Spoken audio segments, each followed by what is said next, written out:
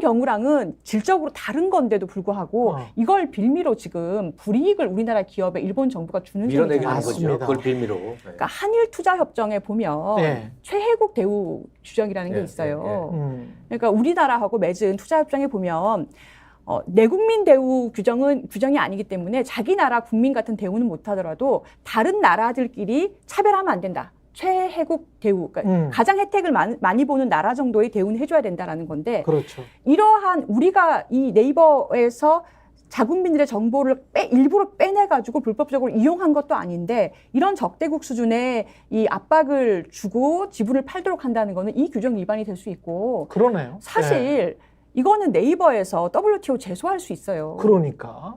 그렇습니다. 그래서 이거는 네. 사실은 사실이 뭔지 밝혀야 돼요. 아니 보안 문제 때문에 너네 주식 팔아라, 너네 회사 넘겨라, 이런 경우는 난 처음 봤거든. 그건 보안을 그냥 보안 문제하고 보안을 개선하면 그냥 되는 거예요. 개선하면 되는 거잖아요. 그러니까요. 그 문제만 해결하면 되는 거죠. 네, 그리고 그 보안을 개선할 수 있는 곳은 사실은 라인을 실질적으로 운영해왔던 네이버가 맞잖아. 기술적으로는 그쪽에서 계속 먼저 개발을 했고 서포트를 그쪽에서 다 운영체제를 갖고 있는 거지 손정희가 그거를 관여하는 건 아니잖아요. 근데 손정희가 지금 먹으려고 하는 거잖아요. 소프트뱅크에 손정희가 먹으려고 하는 거잖아, 그냥. 그러면 이게 지배구조하고 보안 문제하고 무슨 연관성이 있어서 보안 문제 때문에 너네 주식 팔어. 말이 안 되는 건데. 그러니까 외국 기업이라는 네. 이유로, 특히나 한국 기업이라는 이유로 불이익 주는 겁니다. 그죠? 네. 근데 그러니까 투자협정 위반이에요. 말씀하신 바로 그걸 하고 싶은 세력이 일본에 있는 거죠. 한국 기업이기 때문에 이것에 불이익을 주고 싶은 세력이 있는 거죠. 그 사람들의 의도대로 흘러온 거죠, 사실은.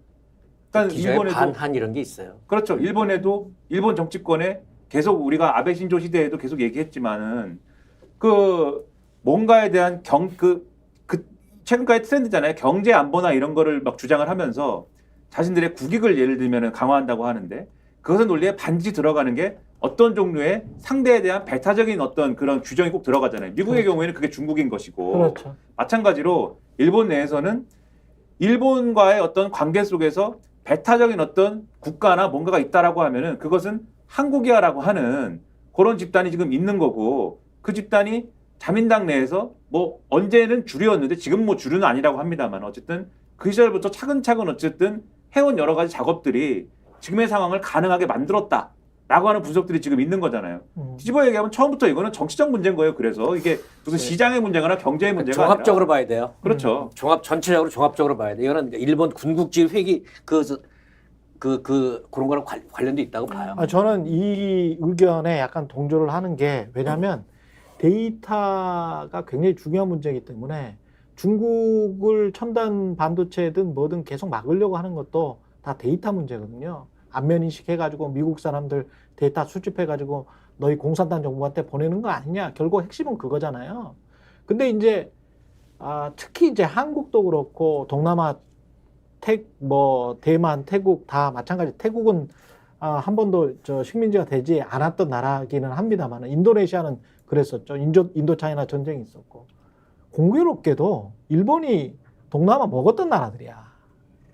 동남아 먹었던 나라들인데 데이터 전쟁을 하면서 대개는 통신사가 대개가 아니고 거의 100% 통신사는 자국의 통신사로 다 독점을 줍니다. 그래서 보안이랄지 이런 거 굉장히 철저하게 하고요. 뭐 본인들만 본인들 자국민의 데이터를 가지고 있잖아요. 그런 체제로 쭉 가요. ICT랄지 국제 뭐 텔레콤 기구들 다 가입한 이 커뮤니케이션 기구들 다 가입한 여기에서도 다 마찬가지고 국제 편주 만들어서 본인들 데이터는 본인들이 관리하는 시스템이에요. 근데 라인 같은 경우는 이미 한 2억 명을 가지고 있어 버려. 일본 사람들 9천만 명하고 그 동남아 사람들까지 해가지고 1억 한 9천만 명을 가지고 있는 거예요. 그러면 이게 얼마까지 확장이 될지 모르겠어. 계속 지금 라인을 쓰고 있으니까. 그러면 이 데이터 이게 어마어마한 자산이네. 나중에 이 사람들 대상으로 마케팅하고 금융하고 그 결국은 경제적인 부를 획득하는 거네. 그러면 이게 어떤 경제 영토 그리고 개인에 대한 정보 습득. 그러면 상당히 이제 디지털 제국주의 같은 모습이 되는 거지. 그러니까 구글이 유럽을 완전히 이제 장악을 하면서 유럽 나라들에서 난리가 났지 않습니까? 지금도 어떻게든 구글의 독과점을 막기 위해서 여러 가지 법안을 만들고 있거든요. 근데 결국은 야 이러다가 종속되는 거 아니야? 이런 이제 그 굉장한 불안감, 두려움이 있거든요. 근데 이거를 쌓아놓은 게 한국의 벤처기업으로 시작한 네이버야.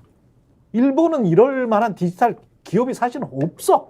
그리고 소프트뱅크는 기본적으로 손정희는 지주회사로 투자 지주회사에 버크셔 해드웨이 같은 사람들이거든. 그러니까 기본적으로 본인들이 무슨 뭐 기술하고 운영하고 무슨 경영하고 이런 게 아니고 투자하는 사람들이에요. 근데 투자하는데 요 회사가 괜찮아 보여. 미래에 먹고 싶은 거야.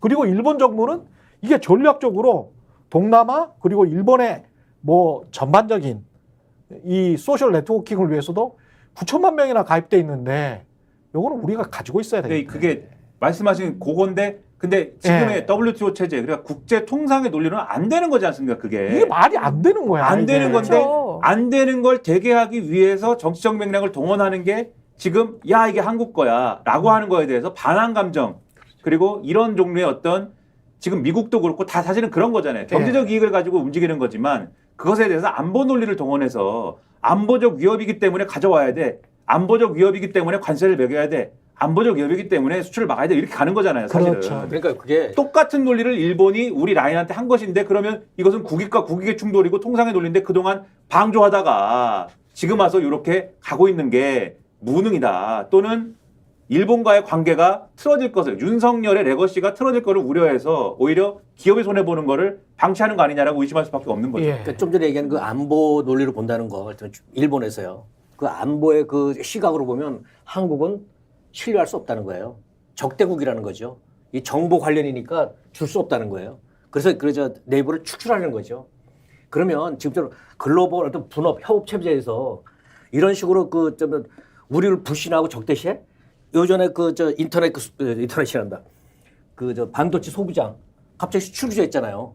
느닷없이 정치적인 이유로 대법원 수출 판결 규제하고- 때문에 그런 거죠. 예. 예. 그런 식으로 하면 이웃 나라인데 분업 협업 체제로 같이 살아갈 수 있는 신뢰가 형성이 안 되죠. 예. 근데 왜 우리는 계속 끌려다니냐고.